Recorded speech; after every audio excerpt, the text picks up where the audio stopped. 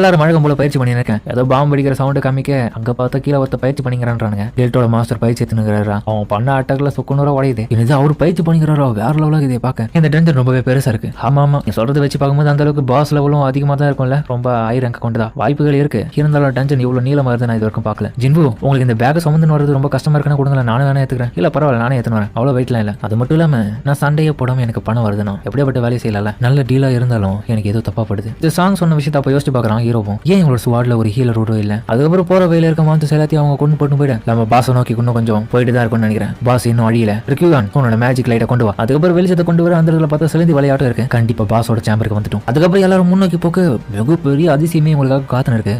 என்ன இது இந்த இடத்த சுத்தி இவ்வளவு மான கிறிஸ்டல்ஸா ரொம்ப அப்படியே பணக்காரனா எல்லாமே. மிஸ்டர் டாங் உங்களோட பிரதர் கூட இந்த லெவலில் பாத்துற மாட்டார் போலியே. ஆமா தேவலாமா உன்னோட பிரதர் பத்தில பேசாதீங்க. டாங் சுவான் என்னோட சகோதரா நீ சொன்ன மாதிரியே எப்பவுமே நடக்காதுரா. இப்ப பாத்தியா என் பக்கம் அதிர்ஷ்டம். இது எல்லாமே என்னோட டீம் வழக்கம் மட்டும் தான் பயன்படுத்துவேன். நான் யாருன்றதை நிரூபிக்கிறேன் இந்த உலகத்துக்கு. உங்ககிட்ட இந்த தனித்துவமா அப்புறம் எல்லாரும் குஷியோட இருக்காங்க. ஏன்பா நம்ம எவ்வளவு பிரிச்சாலும் எல்லாருக்குமே நிறைய லம்பா அமௌண்ட் வருமேவா. அதுக்கப்புறம் ஜின் ஹோவும் மிஸ்டர் சாங் உங்களுடைய கான்ட்ராக்ட் லெட்டர் காமிங்க. எனக்கு தெரியும் நான் அதை பாக்குறேன். சரி நான் தரேன் சொல்லிட்டு அதுக்கப்புறம் அவன் கொடுக்க மிஸ்டர் டாங் உங்ககிட்ட ஒரு விஷயத்தை கேட்கணும். இந்த கான்ட்ராக்ட்ல ஜின்வோல இங்க கிடைக்காது எதுவுமே அவருக்கு கிடைக்காதுன்னு போட்டிருக்கீங்க. ஆனா 20% மட்டும் நீங்க கொடுக்குறேன்றீங்க போது அது எப்படி நாங்க ஏத்துக்க முடியும். அது மட்டும் இல்லாம இங்க இருக்கிற மானஸ் கிறிஸ்டல்ஸ் எல்லாமே நீங்க எதிர்பார்த்த மாதிரி இந்த இடத்துல வந்து நமக்கு ஒன்னும் கிடைக்கலையே. அதனால இது பொதுவா எல்லாருக்குமே ஷேர் ஆக வேண்டியது. அது மட்டும் இல்லாம இவ்வளவு இருக்குதுல 8 பங்கா பிரிச்சா தப்பே இல்லையே. ஆளாளுக்கு சரிசமமா அதிகமாவே வரும்ல. சரியா சொன்னேன். நான் பின்னாடி இதை பத்தி யோசிக்கிறேன். இருந்தாலும் நம்ம இதையெல்லாம் பெருக்கிறதுக்கு முன்னாடி இதை எப்படி நம்ம டீல் பண்ண போறோம். இது டஞ்சனுடைய பாஸா அங்க பார்த்தா ஒரு மிகப்பெரிய ஜாயிண்ட் ஸ்பைடரும் இருக்கு. இப்போதைக்கு நான் உண்மையா என்ன சொல்லட்டா இந்த இடத்துல இருக்க பாஸை மட்டும் நம்ம கொண்டுட்டோம்னா இந்த மானசோன்ஸும் அப்படி இந்த இடத்துல அழிஞ்சு போயிடும். கேட்டும் க்ளோஸ் ஆயிடும். நம்மளால எடுக்க முடியாது. அதனால நமக்கு இருக்கிற ஒரே வழி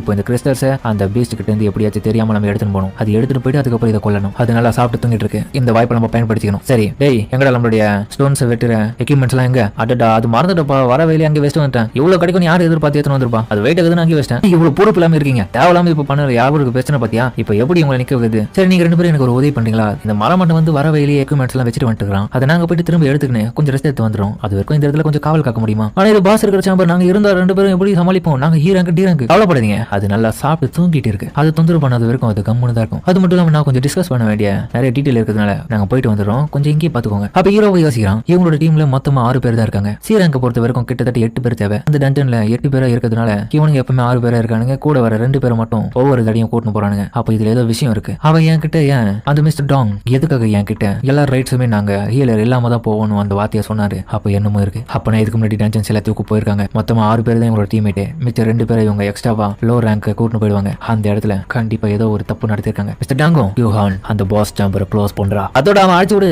முடிச்சு ஒரு வேலை நமக்கு துரோகம் பண்ணிட்டாங்களா நினைச்சேன்.